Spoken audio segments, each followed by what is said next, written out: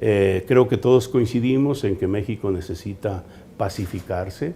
Hay un esfuerzo grande de parte de la Iglesia, sobre todo en las diócesis más violentas, en los estados más violentos.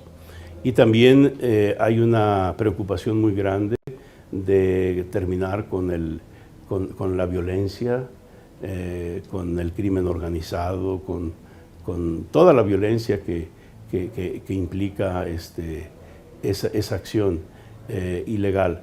Y también el tema de la educación, de la vida, de las oportunidades de trabajo, el tema de los migrantes, en fin, todos esos temas que están en la agenda del país están en la mente y en el corazón de los obispos, y creo.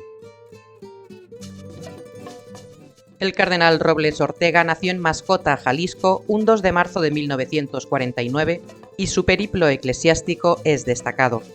El pasado mes de marzo de 2024 cumplió 75 años y, como está mandado en el Código de Derecho Canónico, presentó su renuncia al Papa.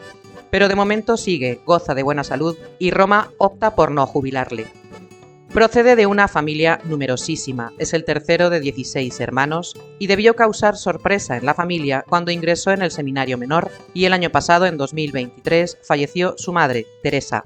Su biografía eclesial es larga y acumula muchas responsabilidades de representación tanto en México como en Roma, fundamentalmente por su participación en los sínodos de obispos.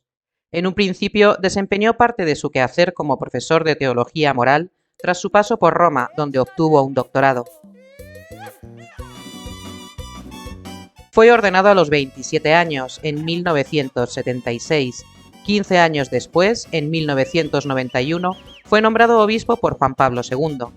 En estos más de 30 años como obispo ha pasado por 3 diócesis, Toluca, Monterrey y ahora Guadalajara.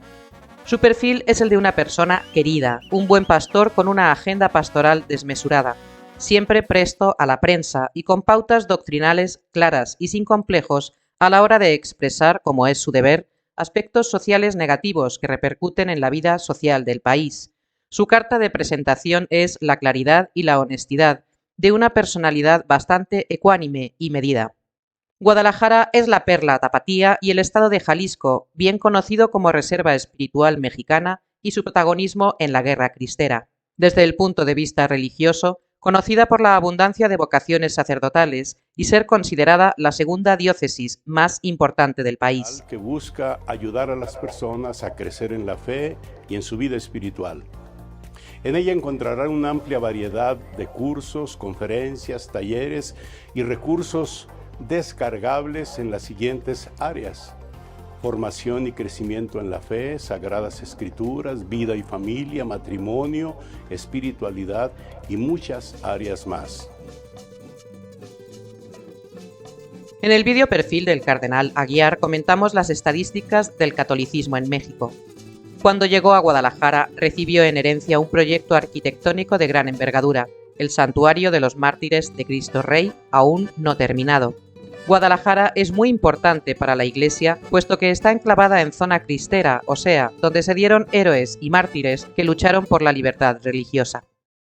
Recibí la obra hace 7 años, cuando tomé posesión como arzobispo de Guadalajara. En esa época se estaba fabricando la estructura que recibiría el techo, de tal manera que a partir de ahí me tocó a mí impulsarla, y puedo decir que desde entonces ningún día se ha dejado de trabajar en el santuario.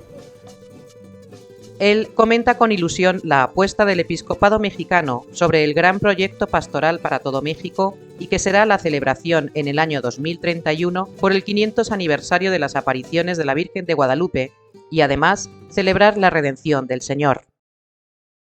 Santa María de Guadalupe hizo resonar en sus palabras de bondad que tristemente había sido lastimada por la espada de la conquista. María de Guadalupe pidió hacer una casita, evocando una descendencia de reyes coherentes con su misión de establecer la paz y la justicia.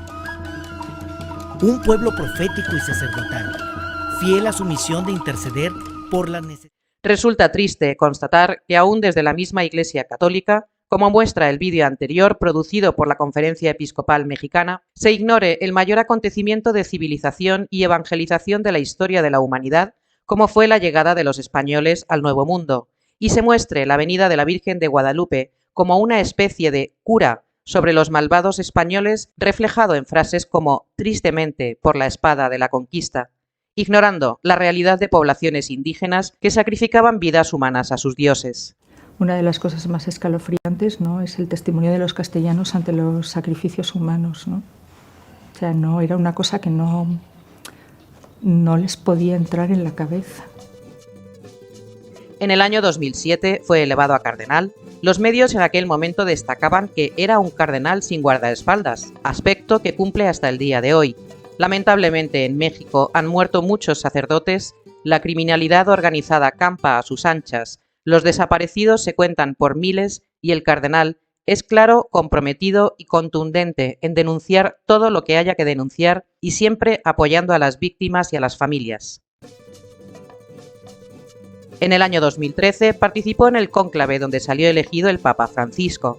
En aquel momento, probablemente por su juventud, algunos le tildaban como papábile. Robles dijo entonces en rueda de prensa que no veía posibilidad de que un mexicano fuera escogido como papa. Con el paso del tiempo, hoy en 2024, y con un cónclave más próximo que lejano, vemos cómo en 2013 se hacían afirmaciones planas, horizontales, sin sentido sobrenatural, como cuando el cardenal italiano Francesco Coco Palmerio admitía: «Ha llegado el momento de mirar fuera de Italia y de Europa, y en particular de considerar a América Latina». Recordamos que este cardenal italiano es el amigo de los masones, secta condenada por la Iglesia Católica, pero este tipo de cosas son las que suceden hoy tranquilamente durante el pontificado de Francisco, y también, afortunadamente para el mundo católico, ese cardenal Coco Palmerio ya no votará nunca más en un cónclave. Cabría esperar que con vistas al próximo cónclave, los cardenales busquen al hombre, al santo y al mejor sucesor de San Pedro, sin quedarse en aspectos mundanos y raquíticos como pueda ser su país o lugar de procedencia. Pero volviendo con el cardenal Robles Ortega, como todos los obispos y católicos mexicanos, atraviesan este año 2024 la incertidumbre ante unas elecciones federales que tendrán lugar en el mes de junio. Es sabido que López Obrador es poco amigo de la Iglesia Católica y además enemigo de la democracia real y de procurar el bien de los mexicanos.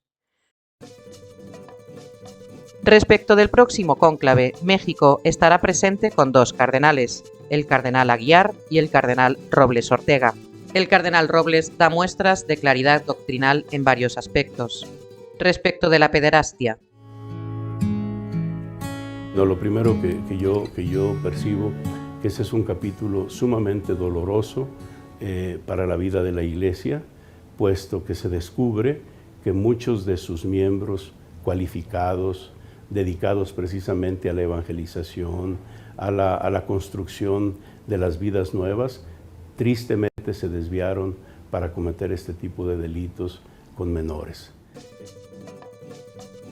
Ha sido muy claro en su lucha contra la ideología de adoctrinamiento en la educación, de paz social, su atención al seminario y la formación por los sacerdotes. El cardenal Robles Ortega será uno de esos 120 hombres que tendrán la responsabilidad de elegir al próximo sucesor de Pedro. Su claridad doctrinal y conciencia de la renovación interior que se necesita en la Iglesia Católica serán sus aportaciones cuando forme parte del próximo cónclave, el segundo de su vida. Porque solo Dios sabe quién entra como cardenal y quién debería salir elegido como el 267 Papa de la Iglesia Católica para liderar parte del siglo XXI.